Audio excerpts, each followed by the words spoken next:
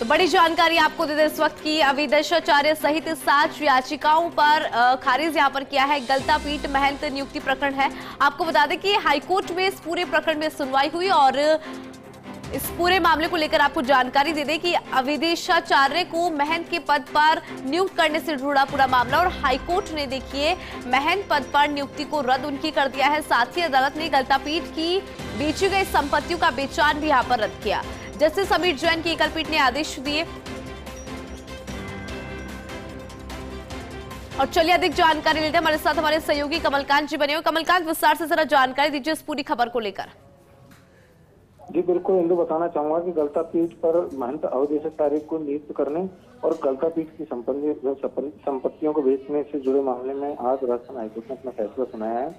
उसमें हाईकोर्ट ने अविदेशाचार्य को महंत पद पर जो नियुक्त किया गया था उसको हाईकोर्ट ने रद्द कर दिया है और साथ ही यह आदेश दिए हैं और उन्होंने कहा है कि गलता पीठ की जो बेची गई है संपत्ति, उनका पूरा जो भी संपत्ति बेची गई है उनका बेचान भी रद्द कर दिया है।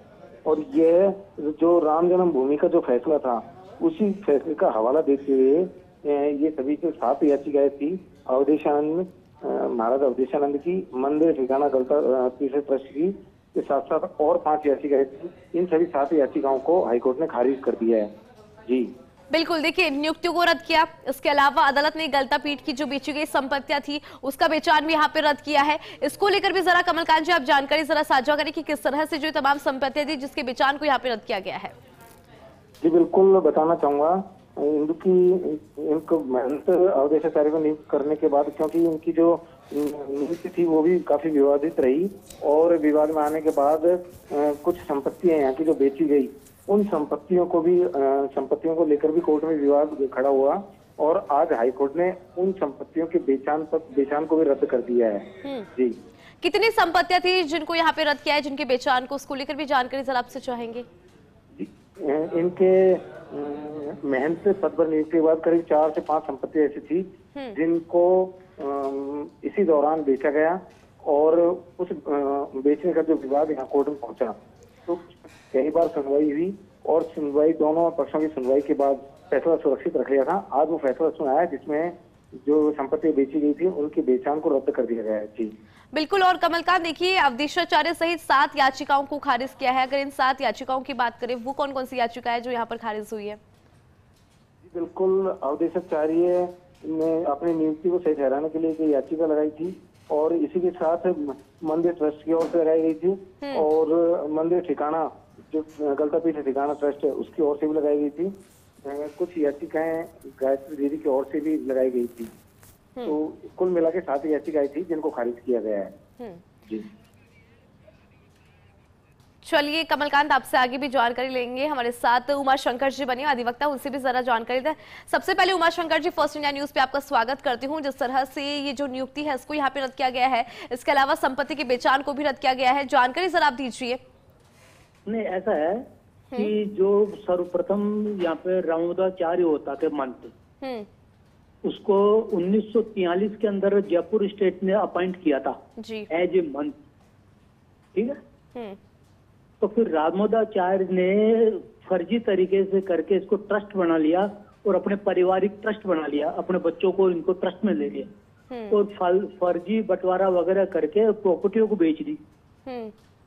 तो उन सबको हाई कोर्ट ने कैंसिल कर दिया और हाई कोर्ट ने कह दिया राम मंदिर और उज्जैन में महाकाल उज्जैन की तरफ कॉरिडोर बनाया जाए इसका। ये डायरेक्शन गवर्नमेंट को दिया है जी। और जितने ये मंथ है उनको सबको इनवैलिड बता दिया कि भाई तुम्हारा कोई अस्तित्व नहीं है और गवर्नमेंट इसमें अपॉइंट करेगी, जो भी मंथ वगैरह अपॉइंट करेगी गवर्नमेंट करेगी।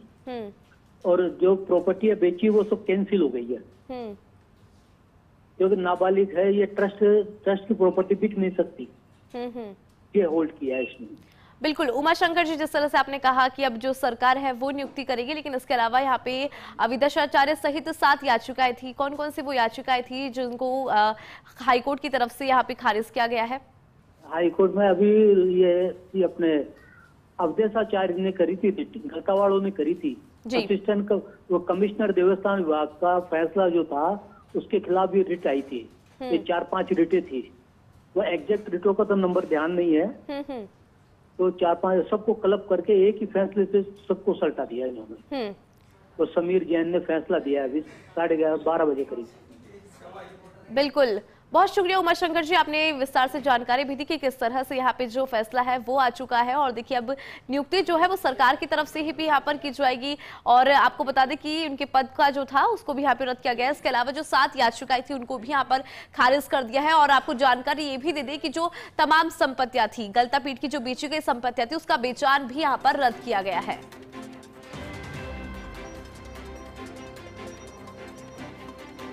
तो बड़ी जानकारी इस वक्त की हम आपको दे रही हैं। हाईकोर्ट की तरफ से देखिए ये फैसला आया है, गलता पीठ महंत नियुक्ति प्रकरण से जुड़ा बड़ा अपडेट।